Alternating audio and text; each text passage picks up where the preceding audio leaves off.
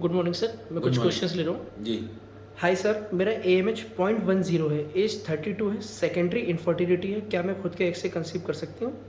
AMH कितना है? 0.10। What I feel that आपको अपने एग से यदि प्रेगनेंसी होना है, यदि नेचुरली नहीं हो रहा है और बच्चा यदि आपको करना है तो बहुत वेट मत करिए, आप आईवीएफ करा लीजिए और कम से कम एम्ब्रियो बना लीजिए, क्योंकि 0.1 is very less. Sir 5.5 week की प्रेगनेंसी है, योग सैक है पर फिटल पोल नहीं है, क्या ये प्रेगनेंसी आगे बढ़ पाएगी? आप 1 सप्ताह बाद एक अल्ट्रासाउंड फिर से करवा लीजिए और 5.5 वीक्स में यदि एक्चुअल 5.5 वीक्स है तो कई बार 1 सप्ताह बाद आप उसको देख लें, फीटल पुल दिख भी सकता है। मुझे क्रोनिक एंडोमेट्रियोसिस है, क्या IVF हो सकता है?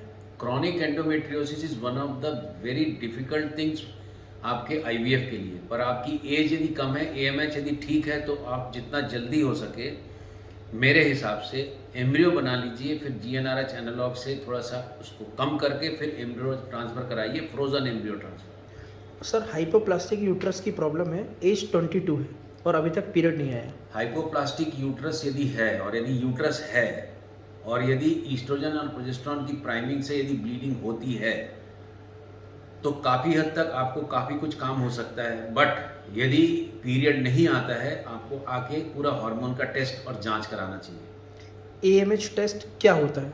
एएमएच टेस्ट एक एंटी मुलेरियन हार्मोन करके फीमेल में, मेल में भी ये होता है।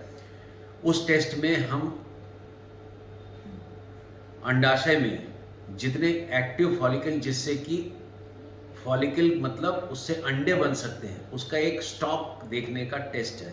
उसको देख के ये बता सकते हैं कि प्रेगनेंसी का चांस कितना है, कब तक प्रेग्नेंट हो सकते हैं, मीनोपॉज कब हो सकता है, ये सारी चीज़ें देख सकते हैं। हाय डॉक्टर, IVF डाइट प्लान और एक्सरसाइज टिप्स पर एक वीडियो जरूर बनाइएगा। IVF diet plan and exercise tips पर एक वीडियो जरूर बनाऊंगा। थैंक्स डॉक्टर जवाब देने के लिए। Expanded blastocyst and hatching blastocyst का आंसर आपने दिया, मुझे बहुत अच्छा लगा। Thank you very much, this was a very correct question, इसलिए मैं रिलेवेंट क्वेश्चन उठा के जरूर आंसर देने की कोशिश करता हूँ। PMS हुआ तो क्या प्रेगनेंसी नहीं होगी? पीएमएस का मतलब मेरे ख्याल से प्रीमेंस्ट्रुअल सिम्टम की बात कर रहे हैं, पर ऐसा नहीं है कि उससे प्रेगनेंसी नहीं होगी। It is sometimes it is a part and parcel of normal female life.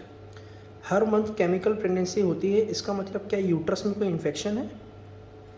Her month chemical pregnancy होती है को पक्का कर लेना चाहिए, क्योंकि ऐसा नहीं है कि हर मंथ केमिकल प्रेगनेंसी हो तो बीटा एचसीजी से कंफर्म हो, फिर बीटा एचसीजी को आप देखें कितना बढ़ रहा हो, आप यदि आ सकते हैं तो, क्योंकि ये थोड़ा सा डिफिकल्ट है इसमें आंसर देना। सर AMH अच्छा है फिर भी एम्ब्रियो नहीं बना, ऐसा क्यों? बहुत सारे रीज़न, आप एएमएच अच्छा बनने के बाद भी, कुछ मेरे साथ भी होता है ये कि काफ़ी अच्छा एएमएच होने के बाद भी एग्स नहीं बनते, एम्ब्रियो नहीं बनते, then we have to change the strategy. आपको ओवुलेशन स्टिमुलेशन का तरीका बदलना पड़ता है। बहुत हाई स्टिमुलेशन देने की बजाय कई बार माइल्ड में शिफ्ट होना पड़ता है। बहुत सारी चीज़ें करनी पड़ती है तब जाके, और बहुत सारा इंपॉर्टेंट बात हम भी हैं जिसमें हमारी लैब शामिल है। सर मुझे PCOD की प्रॉब्लम है और बहुत ट्रीटमेंट ले चुके हैं, अभी तक कोई आराम नहीं लगा, क्या करना चाहिए? पीसीओडी की प्रॉब्लम में पेशेंट जो है वो डॉक्टर चेंज करता रहता है। पीसीओडी का प्रॉब्लम एक क्रॉनिक प्रॉब्लम है, ये एकदम से ठीक नहीं होती, पर इसमें प्रेगनेंसी हो सकती है। पीसीओडी के प्रॉब्लम को सॉल्व करने के लिए मैं थोड़ा एग्रेसिव होता हूँ, या तो ओवेरियन ड्रिलिंग या फिर आप आईवीएफ करा के एम्ब्रियो बना लें।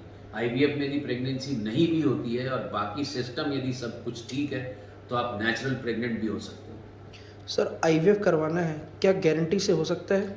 आईवीएफ का गारंटी वर्ड यूज़ करना ही गलत है, क्योंकि आईवीएफ एक प्रेगनेंसी हम बाहर क्रिएट कर रहे हैं जिसमें कि पेशेंट हर सेल्फ कोई गारंटेड नहीं है, वो खुद भी गारंटी नहीं दे पा रही है।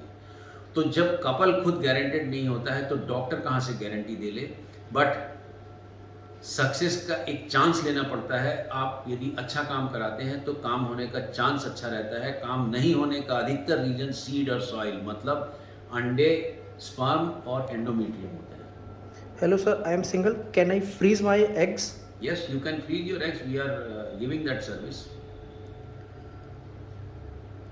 सर TT ऑपरेशन करवा लिया, 4 साल हुआ है, अब उसे खुलवाना है, लेज़र वाला था, क्या खुल सकता है?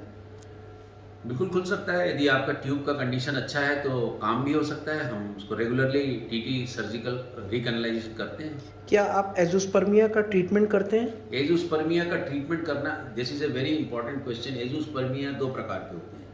एक ट्रीटमेंट के लायक होते हैं, एक ट्रीटमेंट के लायक नहीं होते हैं। ये जो डिसीजन मेकिंग है उसको मैं एंड्रोलॉजिकल इवैल्यूएशन बोलता हूँ, और इसको करने के बाद एक असेसमेंट होता है कि एज़ोस्पर्मिया क्यों है, प्री टेस्टिकुलर है कि टेस्टिकुलर है कि पोस्ट टेस्टिकुलर, जिसमें मैं मैनेजमेंट, मशीन खराब या फिर सप्लाई लाइन का प्रॉब्लम, ये देख के फिर डिसाइड होता है कि एज़ोस्पर्मिया किस टाइप का है और कैसे ठीक कर सकते हैं। यदि आप अभी तक हमसे जुड़े हुए हैं तो आप मेरे साथ इसको सब्सक्राइब करिए, इस चैनल को, और इसको शेयर करिए। सुनने के लिए बहुत बहुत धन्यवाद।